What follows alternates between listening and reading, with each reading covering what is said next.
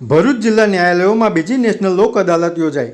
નાલસા દ્વારા આદેશિત ગુજરાત રાજ્ય કાનૂની સેવા સત્તામંડળના માર્ગદર્શન હેઠળ શનિવારે ભરૂચ જિલ્લા ન્યાયાલયોમાં 2026ની બીજી રાષ્ટ્રીય લોક અદાલત યોજાઈ હતી, જેમાં ભરૂચ જિલ્લા ન્યાયાલય ખાતે તમામ ન્યાયાધીશ, ભરૂચ બાર એસોસિએશનના વકીલો, પેરાલીગલ વોલેન્ટિયર્સ અને પેનલ એડવોકેટ્સ તેમજ પક્ષકારોની હાજરીમાં ભરૂચ મુખ્ય જિલ્લા ન્યાયાધીશ R.K. દેસાઈના હસ્તે દીપ પ્રજ્વલિત કરીને રાષ્ટ્રીય લોક અદાલત ખુલ્લી મુકાઈ હતી.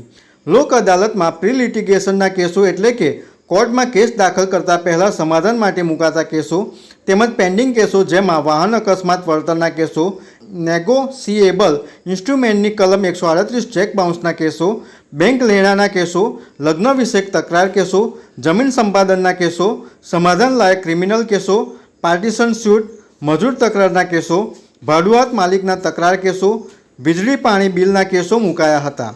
ભરૂચ જિલ્લા કાનૂની સેવા સત્તામંડળ અને તાબાની તાલુકા કાનૂની સેવા સમિતિ ભરૂચ, અંકલેશ્વર, ઝઘડિયા, નેત્રંગ, વાલિયા, વાગરા, આમોદ, જંબુસર અને હાંસોટ ખાતે લોક અદાલત આયોજિત થઈ હતી, જેમાં પેન્ડિંગ કેસોનો નિકાલ કરવામાં આવ્યો હતો. નામદાર નેશનલ લીગલ સર્વિસ ઓથોરિટીની અનુશ્રામાં અને નામદાર ગુજરાત રાજ્ય કાનૂની સેવા સત્તામંડળના નિર્દેશ અનુસાર અને નામદાર ડિસ્ટ્રિક્ટ લીગલ સર્વિસ ઓથોરિટીના ચેરમેન સાહેબની આજ્ઞા અનુસાર આજરોજ રાષ્ટ્રીય લોક અદાલતનું આયોજન કરવામાં આવ્યું છે. આજની લોક અદાલતમાં આપ સર્વેનું સ્વાગત છે.